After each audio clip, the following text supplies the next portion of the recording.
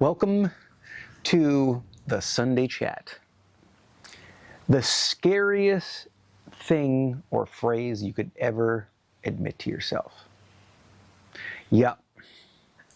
The dreaded phrase that repels people, that makes people freak out, that they typically will absolutely deny or repress or project onto others. And this one phrase, which is the key to opening up the door to your greatest life. But you have to go through a scary part first. And so most people can't get past the scary part. And so, what is this phrase? And what is it about? Well, this phrase is about your psychological well-being. And it is about your mental health. It is about understanding who you are so that you are able to look at life without the subconscious, unconscious filters that block you from seeing life, seeing yourself as you truly are. And that phrase is, what you hate in others is what you hate about yourself. And so what does that mean? You might say, oh, I don't hate others. I'm not a hateful person. That's a key indication that you're not really paying attention to yourself. So let's say it this way. Let's say that the things that create negative emotional reactions in you, that you see in the world, that you see in others, are the things that you don't like about yourself. And so what does this mean? Like, what's an example of this? Well, I'll give you an example from my life. If I would have come across people who are, and it's in a group setting, let's say, and they're obviously self-absorbed. They're obviously attention-seeking. They talk way too much and, as they say, take all the air out of the room. Or they only talk about themselves and they're a little bit loud, maybe they're obnoxious, maybe they're just not letting others have any room and they're sort of like taking all the space. Now, those type of people are very annoying to me. They elicit a negative emotional response. And you might say, well, yeah, that makes sense. Most people would be annoyed by someone like that.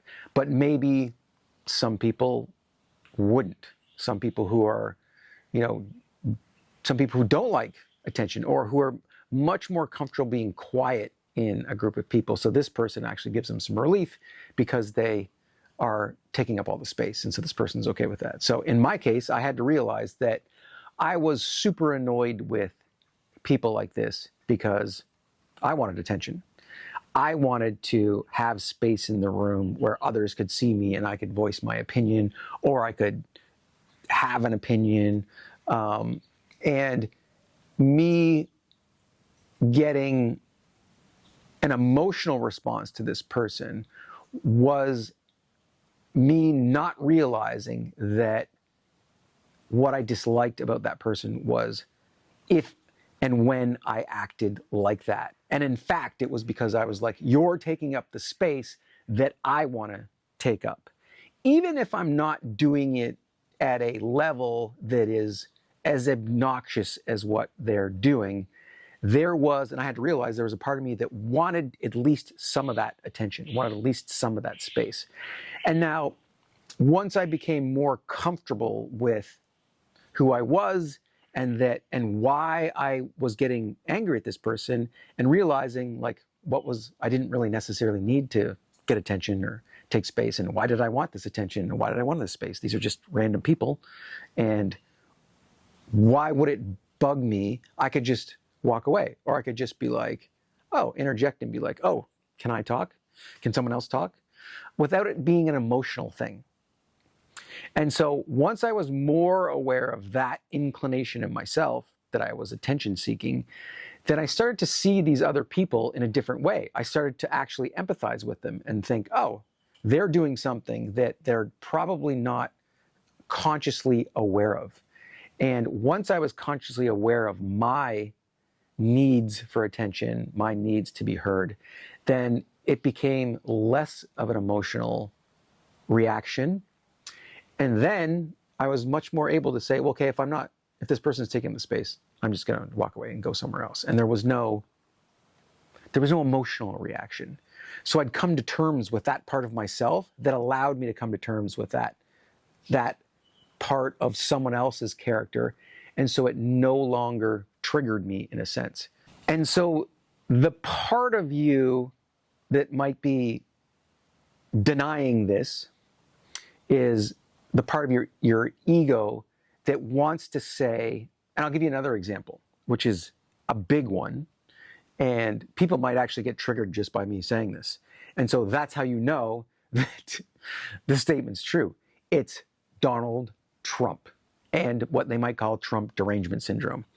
And it's this idea that Trump is Hitler, or Trump is a great evil, or Trump's a giant asshole. And these people that get completely overwhelmed and emotionally agitated with the idea of Trump, and whether it be the president or whatever. And that is a prime example of the phrase, what you hate in others is what you hate in yourself. Because if you have that much emotional reaction to someone, it's that you're projecting your emotional issues, your unrealized issues onto Trump. And now you might say, oh, but I'm not like Trump. I'm not an asshole like Trump. I don't insult people. I don't denigrate people. I don't lie. I don't cheat. I don't screw people over. All of the things that you would argue that Trump does, you would say, oh, I don't do those. And so the question you want to ask yourself in that situation is, why? Do you operate in your life where you are afraid that you will act like that, so you hold yourself back?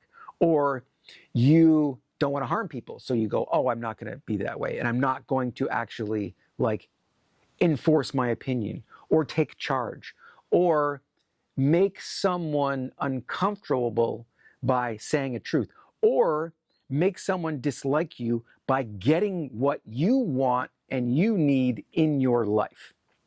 And so then it becomes more of a subtle kind of understanding of, are you jealous that he can operate that way? Are you bitter that he gets away with operating that way? Are you angry that you don't have the ability to take action in your life, and that somehow because you might harm someone else?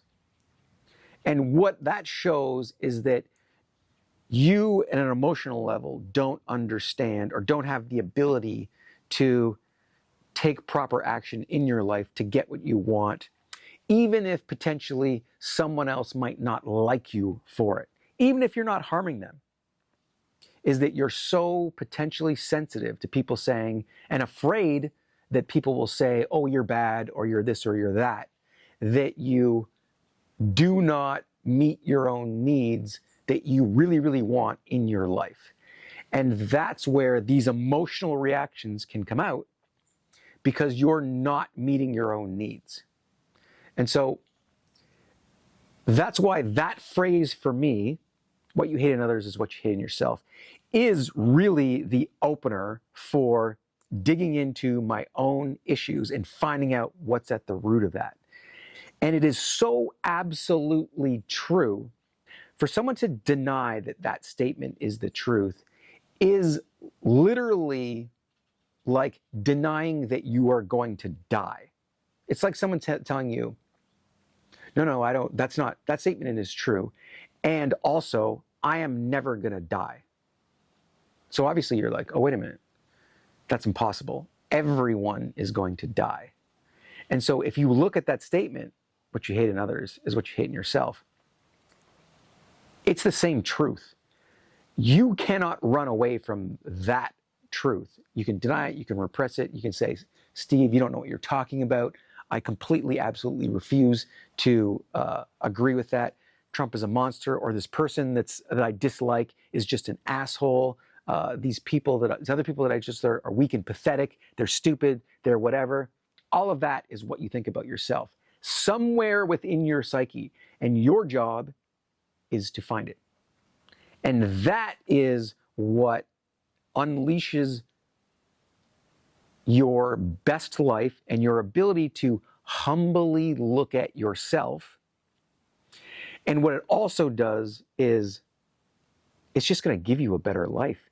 And it's going to allow you to not be trapped in a miserable existence where you are not dealing with your own stuff and you're putting it out there, or you're denying that it exists, or you're actually even repressing or suppressing it in your own system, which is just going to come out in the worst sort of ways, whether it's your behavior or whether it's actually in making yourself ill and making yourself sick. So to really openly admit that this hatred, this despising people, this disgust with whatever, is essentially part of your own human character that you have not accepted, this is where you get this relief, this acceptance, this ability to understand that all humans are capable of these things. All humans think or can act this way and have it in them to do it. And so if you really, really want to dig into this stuff, and you're like, maybe there's something in this, or maybe he's full of shit, then there is something called shadow work that is sort of the umbrella term that encompasses the ability to uncover the parts of yourself that you dismiss or are ashamed of or refuse to admit or are buried in your system that are either coming out unconsciously and you're acting like this but don't even realize it. And the example of this is, you see it in a lot of activists. You see it in a lot of this sort of like anti-fascist, anti-racist, anti-everything protesters and activists that are out there raging against the system, and they're out there, destroying property, trying to cancel people, threatening people, committing acts of violence, and bullying people. And then you would say, what are they doing? They are literally in the act of raging against bullying, threatening, authoritarianism, fascism, all of these things. They're actually that thing themselves. And that's how you know that, this is your issue. Because with humbly looking at yourself and seeing how you are acting in life, you can say, how am I acting like the thing that I hate? And that means you have not accepted those things that you dislike about yourself. And unconsciously, subconsciously, you're doing them in real life. And for me, another way that I could see how I was doing that when I was younger is my revolt against religion. And my mother was a very religious person. And in this revolt, in this absolute refusal to, accept religion because of the hypocrisy, because they were telling me things and I couldn't question, and these things didn't make sense to me, and they couldn't be proved, and that, religious people telling me this were wrong for doing it, I didn't realize that I was actually taking an opposing but a very similar stance, so that whenever anyone talked about religion or talked about their religious beliefs, I got emotionally agitated and would like argue against them and really not accept what they were saying and think they were stupid and think that they were, cultists. And what I really didn't understand is that I was acting the same way as the people and as my mother when they were trying to enforce religious beliefs on me. I was trying to enforce non-religious or atheist beliefs on them and basically demeaning them, thinking they were dumb, judging them, and doing the same thing, but just in the opposite. And it was only when I realized that my actions actually reflected the exact same thing that I hated that I was like, oh, I'm like this. I'm doing it in my own way. And then I was like, oh, okay. So what is it about myself that I wasn't accepting, but that I was doing? And it was that I wanted people to believe what I was saying. I wanted to show them a better way of thinking. I wanted to tell them to think like me because I thought that was the best way to think. But some people need religion. Some people find a whole lot of relief and peace and spirituality in certain religious beliefs. And who am I to tell them what is right for them? Because it's not right for me does not mean it's not right for them. And once I accepted that, and I accepted that part of myself, then I was no longer triggered by people who believed in religion. And I came to even understand and accept that there were really good things about certain religious beliefs that helped people, that helped them be loving and caring and made them better people and made them more community oriented. And I wasn't like that. I wasn't doing those things. So I was like, dude, you're actually worse than these people and you think you're better than these people. And so that was a real come to Jesus moment for me. And so the question I have for you is, who in your life really pisses you off? Do you have a strong emotional reaction to? Or what characteristics really trigger you and really light you up? For me, it's like someone telling me what to do, an authoritarian, a hypocrite, someone telling me I'm wrong, someone telling me that I can't question authority. These all come from the religious sort of aspects of my childhood.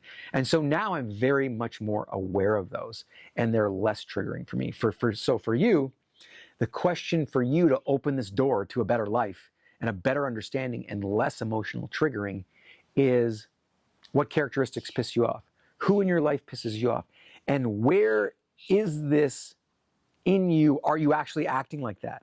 Or are you actually suppressing that part of your system because you're ashamed of it, because you don't want to admit that you can be like that, because your friends or your family said, nope, you can't do that. And it was a thing that was not allowed when you were young, typically in your upbringing. And that stuff you need to understand is part of yourself and find a way to work with it and let it out in your life, but in more of a responsible way. And if that comes down to like, if you are not, again, if you're afraid that people will think you're a bad person, if you get your needs met, it's a matter of going, okay, what is more important? Me getting my needs met, and you're not harming people in doing this, or their opinion of you. And maybe your work is to go, I need to know myself more, know what needs I have that need to be met, regardless of how people might dismiss me or be negative towards me or tell me that I'm bad, wrong, or whatever. As long as you're not harming other people while you're doing it, then your goal is to get those needs met so that you can feel better about your life. And so these unconscious urges that come out in very reactive ways that harm you can be focused on getting you what you need in your life, because this is what this shadow side, or this side that you might be suppressing, is trying to reveal, is trying to talk to you about, is trying to come to terms with you so that you can have that become part of your life, and so that you won't be triggered by these people or these characteristics, and you'll be able to use these to get a better life for yourself where you'll be happier and less miserable. And so hopefully those takeaways can help. I'd love to hear what might be those triggers for you in the comments. So load them up and tell me. This is a tough one, and it's an amazing relief and an amazing way to set your life in a new direction that you will really, really appreciate. So that's it for the Sunday chat. Hope that helps. Talk to you later.